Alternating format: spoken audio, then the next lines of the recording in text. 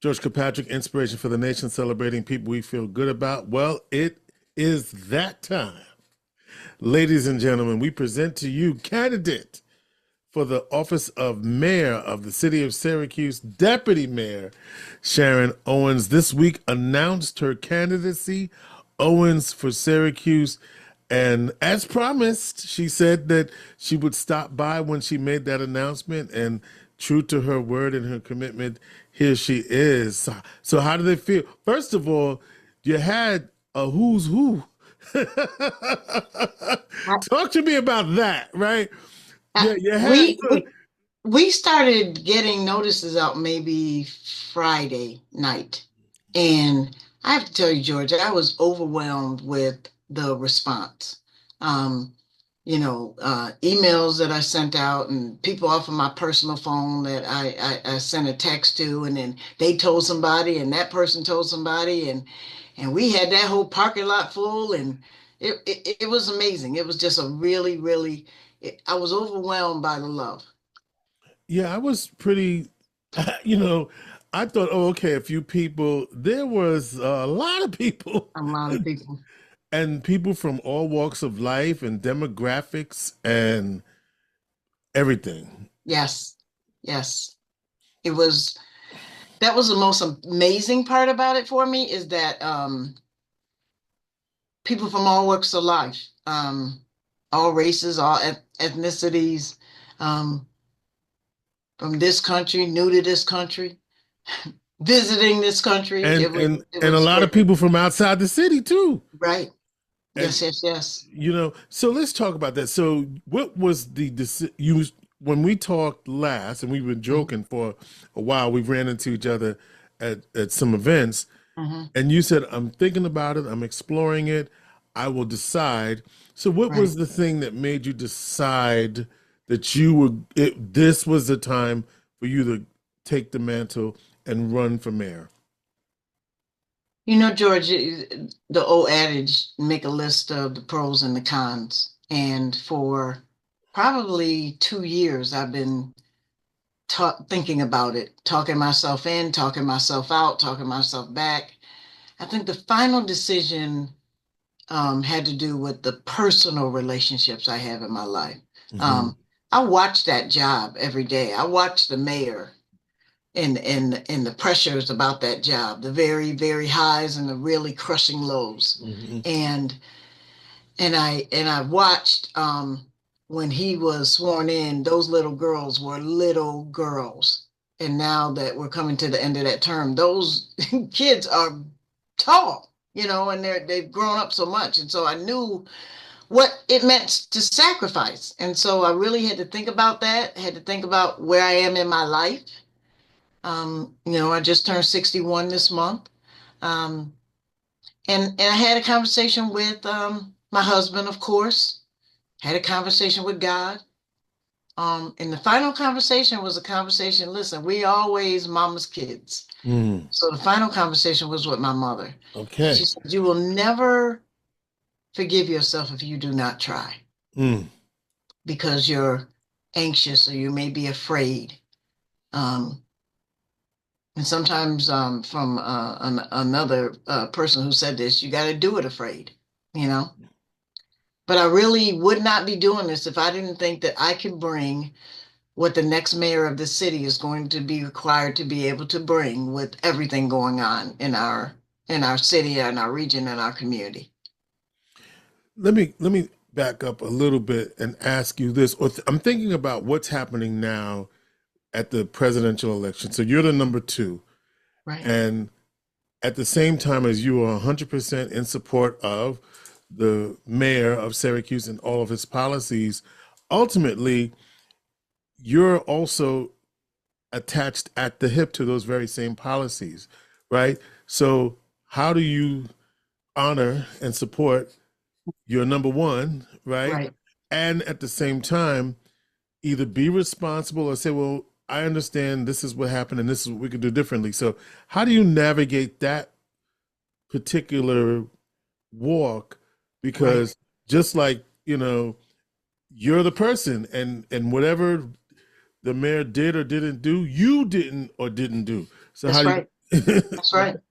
So the first way to honor that relationship was to go to him and tell him that I was going to do this. So he was aware and wouldn't hear this out of the media or any other place, but out of my mouth. So Right. that was the first place to honor. Um, I am not going to say, nobody gets anything 100% right. And there are things that we've done that people don't agree with. There's things that we've done that I'm actually really proud of. Um, when it is interesting, George, because I get it from both sides. I get the um, she's going to just be another Ben Walsh Right. This is a third to term, right? This is a third term for right, right, right. right, to he doesn't, he keeps her in the background, and he doesn't give me enough spotlight. So I get it both ways. I'm always caught in the middle of that. The reality of the matter is that I'm my own person. I'm my own person with the Walsh administration. The bottom line is that he's the mayor, so the ultimate decision is always his. But there are many, many conversations about why are we doing it? What's the purpose of doing it? Should we be doing it this way? We should rethink how we're going to do it. Should we do it at all? Those conversations happen, and I'm grateful to have been amongst a leader in an administration where you're given that floor because a lot of people don't do that. And so um, there may be things that you've never seen because we got on the table and I was like, I just don't believe that's the route to go. And thankfully he would listen to me and listen to others of our senior team, and we wouldn't go that way. So the bottom line is that in the Walsh administration, I'm Sharon Owens. Mm-hmm. And outside of the Walsh administration, I will be Sharon Owens, a person that loves the city, a person that has committed her entire adult life since I left the SU campus. I've been committed to the city and the people in it. I will continue to do that. I will continue to be a bridge builder, a collaborator. I will continue to not be the smartest person in the room because that's a room I don't need to be in, and bring around all the skill sets I need to move the city to her next evolution. When I look at your platforms, you and I we'll talk about what they are. Mhm. But one of the sense I want you to describe to me your leadership style, and then I'll tell you what I perceive as your leadership style. My leadership style is I want to hear everybody's voice. I want to hear I don't know it all. I don't have all the answers. The answer to a solution could be sitting on a barber chair or in a beauty salon, and I want to hear everyone's opinion. Um, there are things that I believe fundamentally that we need to do and we need to move forward. So when people say, one particular direction we should go, I'll say, well, explain that to me a little bit more because I'm not really seeing the way you're going to go. I don't like meeting for the sake of meeting. I want to come out with a solution to a situation. I um, I don't believe, I believe strongly in collaboration. I believe that for too many years, too much bickering, too much infighting across government lines hurt the city. Um, I believe across this administration, we've learned to, really reach across the table and to collaborate with people. At the same time, you know, my principles are my principles. And so if we're not in line with what I believe fundamentally, then we're going to try to find a middle, or maybe we're just not going to be able to collaborate on that. But we have to do this thing together. Mm. It's so you said the exact word that I was perceiving from the way you describe your platforms, collaborator. You Collaborator. want to work that is the word that I Collaborator. was, and when you said it, I don't know if you saw me smile because that was the word that I picked up from the Right. way you described how Right. you see the city improving with public safety in your Yes. platform. These are the platforms that you've outlined on your website: thriving neighborhoods, public safety, young people, an inclusive and growing economy, financial stability, and a vision for the city, big things ahead. Right. And as I read each of the things that you talked about as mayor, I heard a lot of, I want to hear from, I'm going to work with, hear from, work with, right?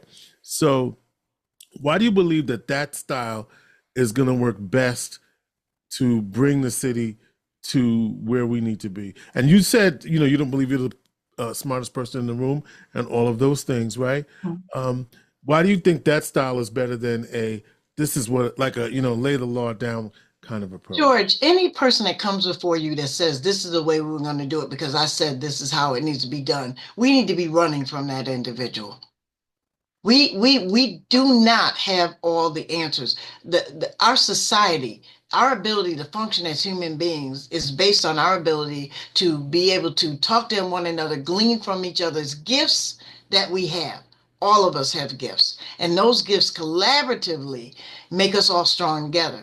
Now, the bottom line is that the mayor is the bottom line to everything that goes on in the city. So ultimately, the decision made by the mayor is the decision. The mayor has to live with it. The mayor will own it, and the mayor will rise or fall with that decision. But before you get to that decision, you have to hear many, many, many perspectives. Mm. And you're willing to do that. Talk with Sharon Owens, candidate, first one out the box. So but there's a lot of work ahead, right? Because Yes. now that you've announced there's petitions and there Yes. could be a primary, there's another candidate who has announced. Now, Right. obviously, there's a process that you all have to go through. And then Mhm. the Democrats, are you running as Democrat? I'm assuming. Yeah, I've been a lifelong Democrat. I'm running as a Democrat. I will be seeking the nomination of the party. Of the party. Um, Mhm. and so let's talk about there's two platforms that I really want to get your perception of. Sure. You talk about young people, and because you have been a director of the Syracuse Community Connections and have specifically worked with young people, you get it, right? Yeah. Um, and we have seen over the last several weeks the tragedy of young people being killed or killing, right? Mhm. And one is too many, but we've seen more than one.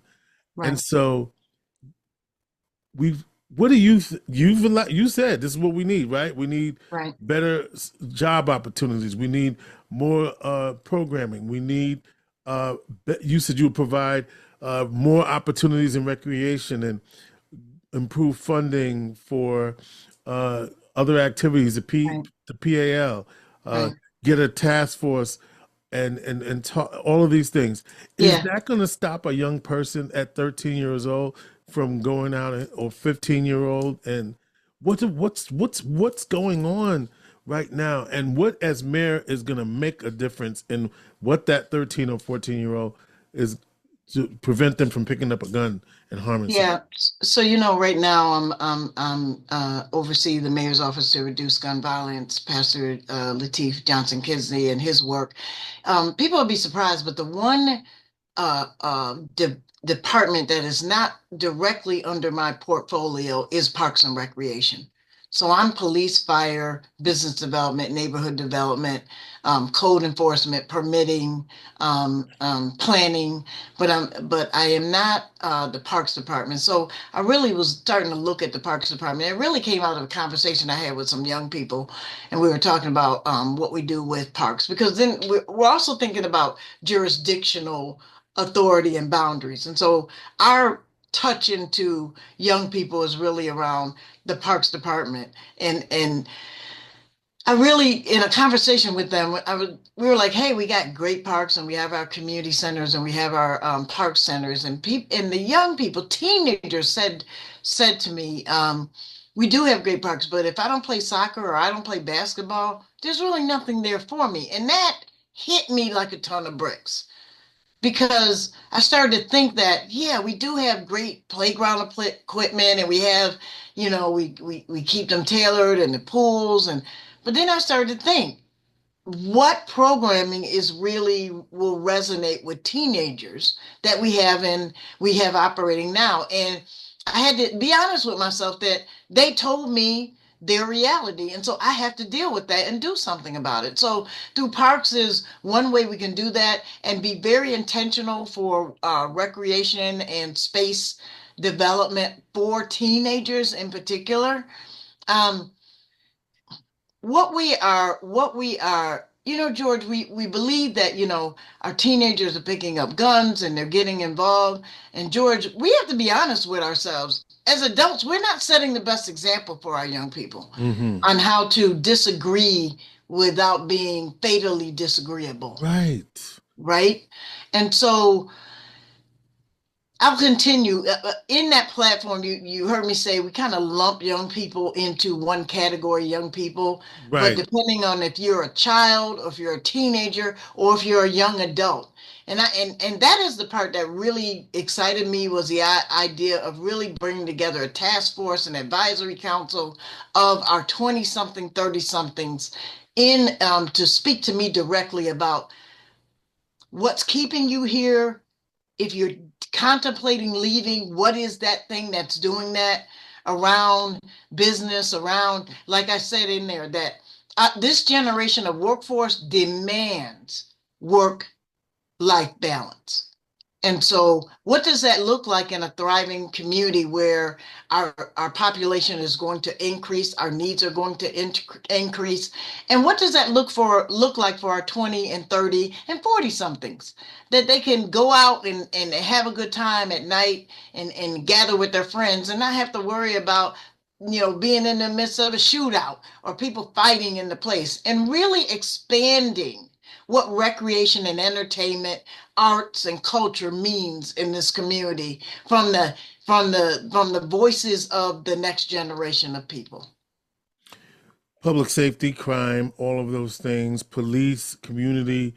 You describe the relationship in a very nuanced way, right? Mhm. And I think you got to respect who you are in as an administration.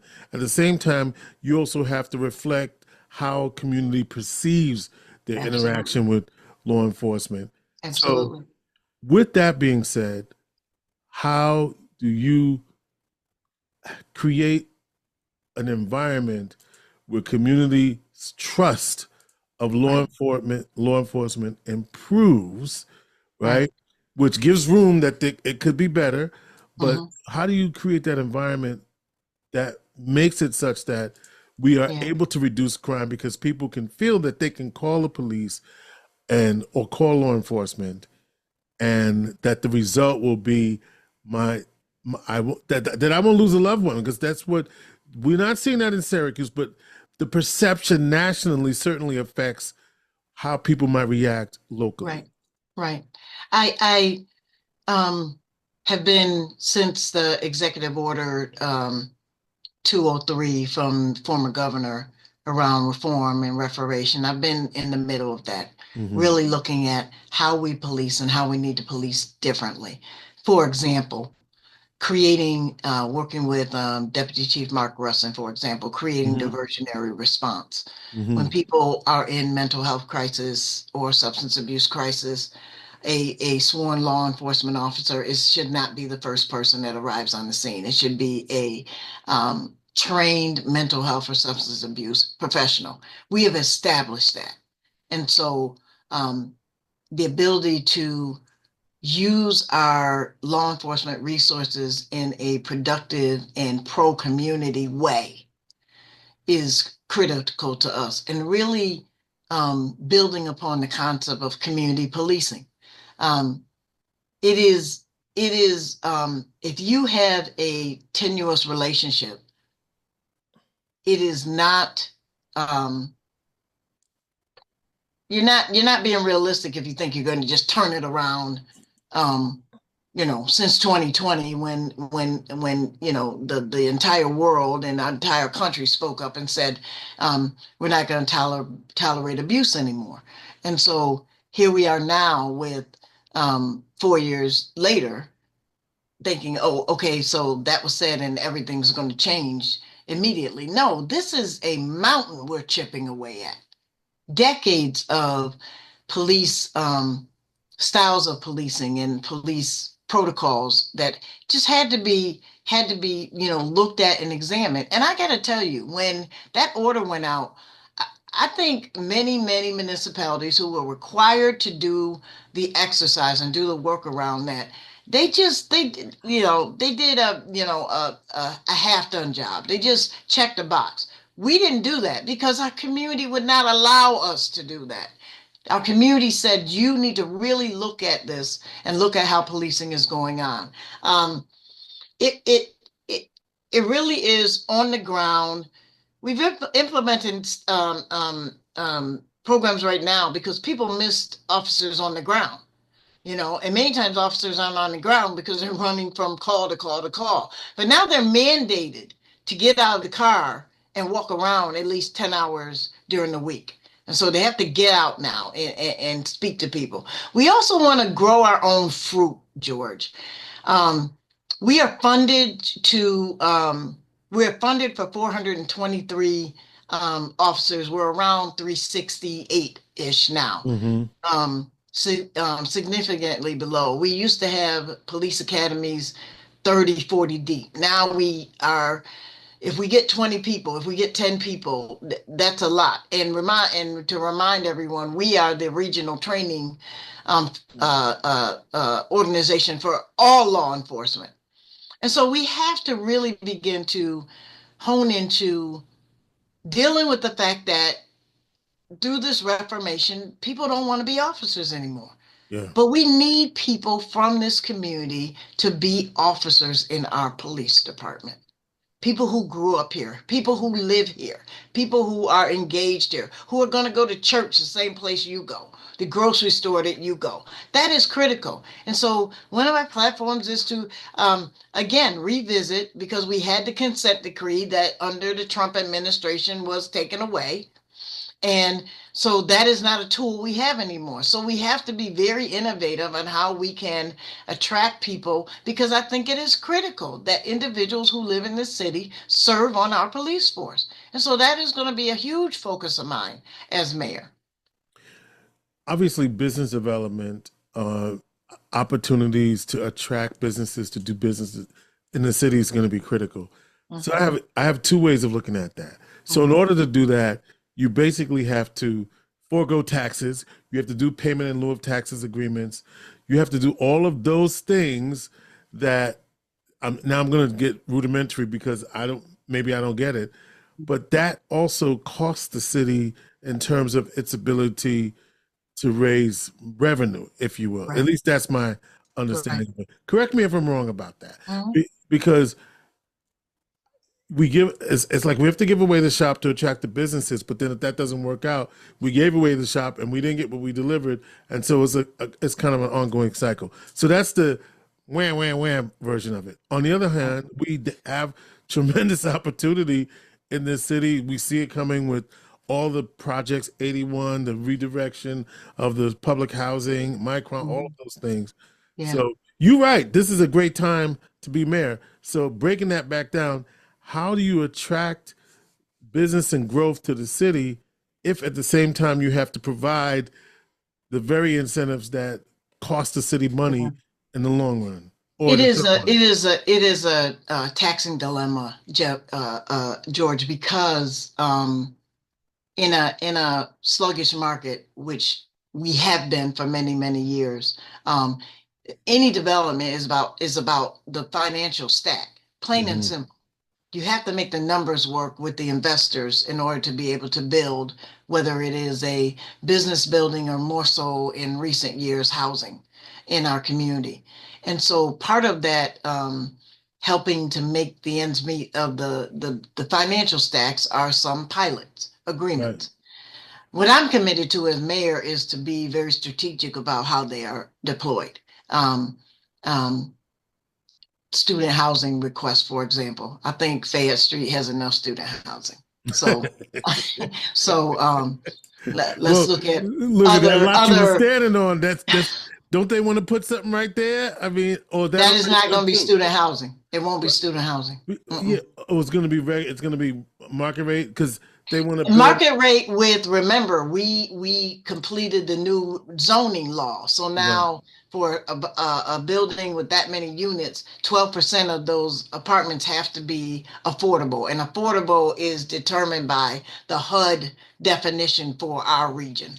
So does that mean low income, or what does that actually mean? It means HUD is about 80% AMI. So the Okay. area median income. So for a single person, it's probably about you're earning about 55. So it's that it really is, George, that entry level professional, right? Right. That that is not ready to buy a house and can afford something, unfortunately, that most people can't afford. But right now they're priced out. Hmm. And so this zoning law now gives us the opportunity to require require those units in these new developments. And I gotta tell you, George, and I will say it from the rooftops, Syracuse is the only municipality in Onondaga County and Central New York. Manlius is working on some things over there that has these affordable requirements in its development. That's right. That's absolutely right. Because other municipalities are very clear. Not Yes, that not that the municipality, but the developer, like, nope, that's not part of it. Nope, that's not part of it. Right. right. Um, and so being that this is the market that we're in, people want jobs, right? Everywhere we go, they want opportunities for jobs. And so, as mayor, what is your stimulus for making that happen?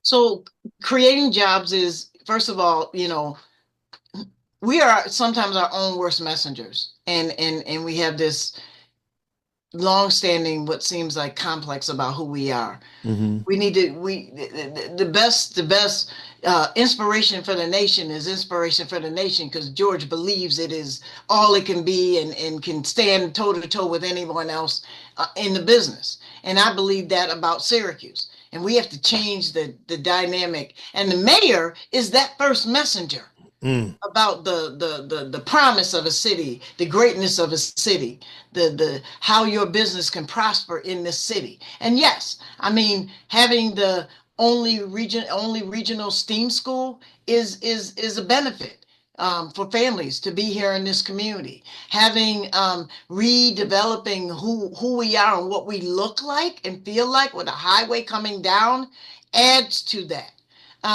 Micron, people won't believe it till they see the first nail in the ground. But that is, there's attention to our community, not only locally, statewide, countrywide, but globally to our community, based on just the residual benefits that come from that company and all of the residual companies in the tech world. We can't forget JMA Wireless that invested right on South Salina Street.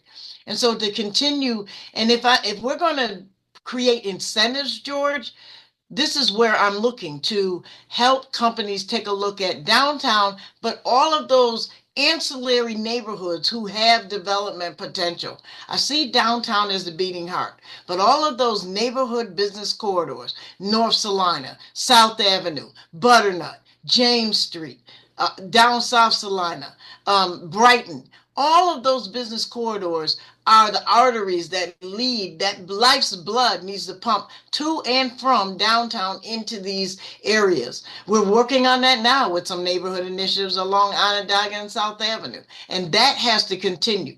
So I got to ask you something that I have to ask you because I got to ask you. Okay. So let's talk about JMA Wireless. They Yep. invested right in the South Side in the community.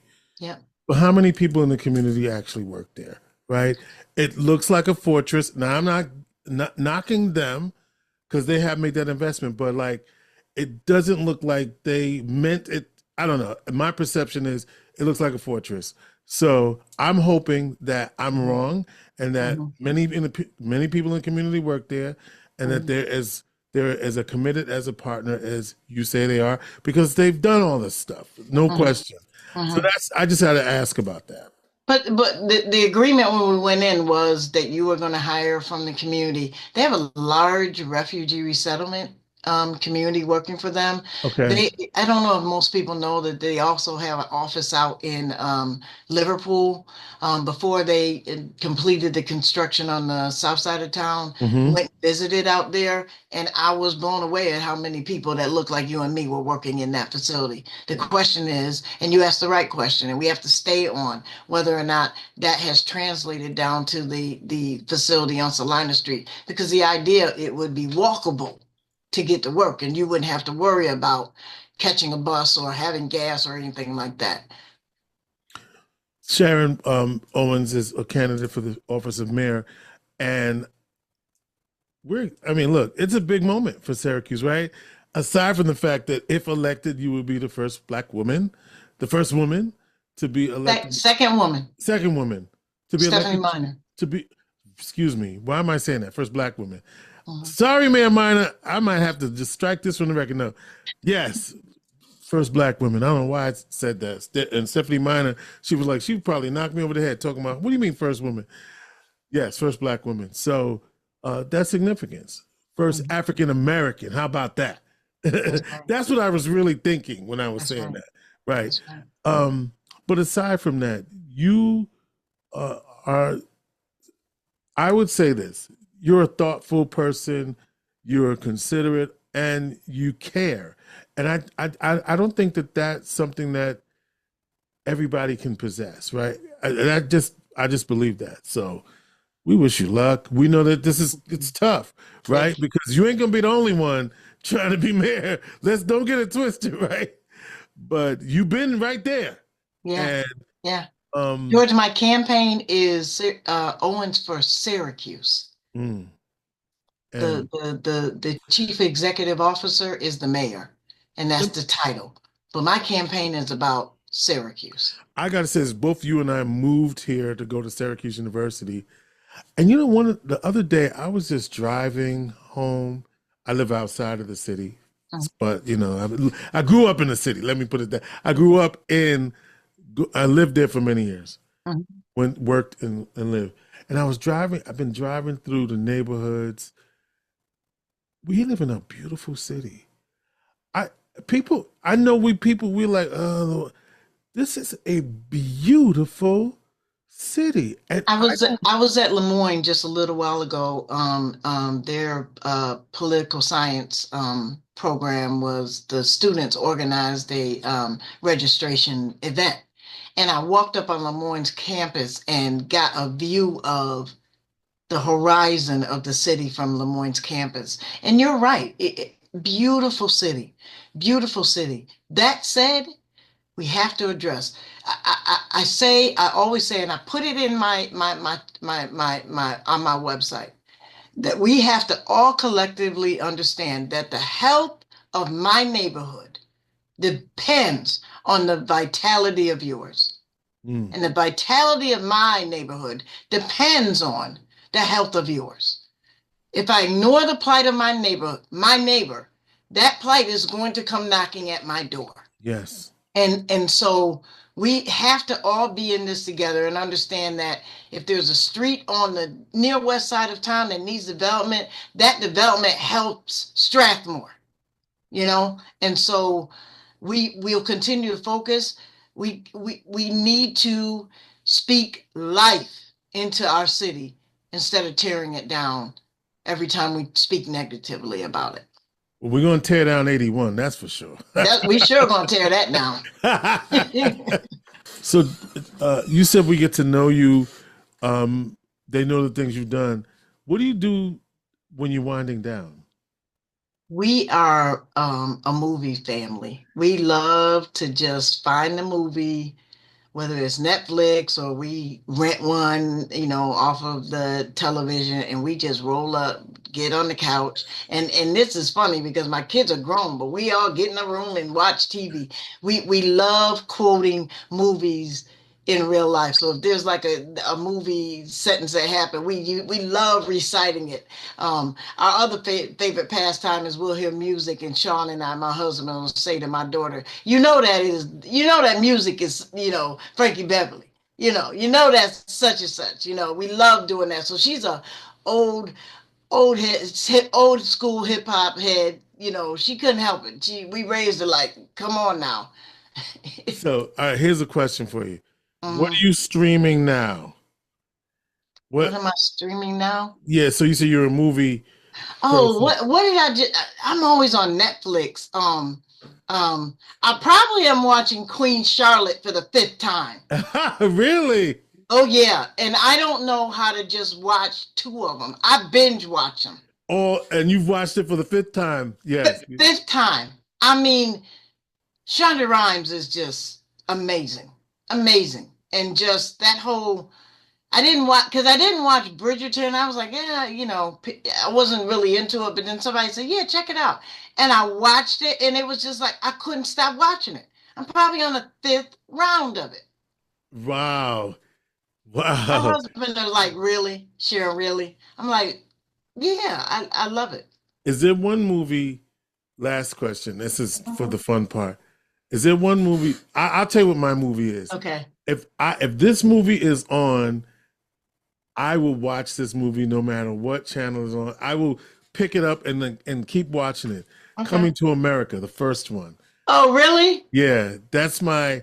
I will watch that no matter what movie, and I've seen it about 172 times.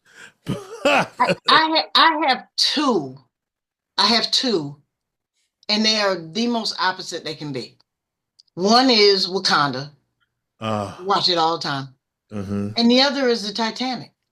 And I Titanic. think it is the visuals of both of those movies that draw me in. So now, are you meaning Wakanda the second one or Black Panther the first one? The first one. That's what you mean, Black Panther. Okay, No, yes. the first. I was Wakanda struggling forever. with that. I was struggling with that second one. Oh yeah, yeah, yeah, yeah. Yeah, yeah, yeah, yeah, I'm yeah. like, I'm like, where's the king? Come on now. Right, right. Now, and what was the other one? Titanic. Titanic. You And I watch? think it's the visuals of both of Mm, those that I'm yeah, just drawn into. Like Titanic is a horrible story, but it was just the visuals and the love story about it. yeah, yeah. Yeah. And then I'm a mystery buff. I just love I like to think I know who did it. Uh, Yeah. all right. We didn't touch on schools. I know you're working with the superintendent, Mhm. educational opportunity. Mhm. You talked about the STEAM school. There's a lot more work. Listen, good It luck. won't be the last time. I'll be back. We wanted to get you on because you just made the announcement. Owensforsyracuse.com. And I'm sure what is your ask of the community at this juncture? Um, eh, George told you, owensforsyracuse.com. Go to the website. Many people, I'm learning, I'm learning that people don't know me. They know everything I've done.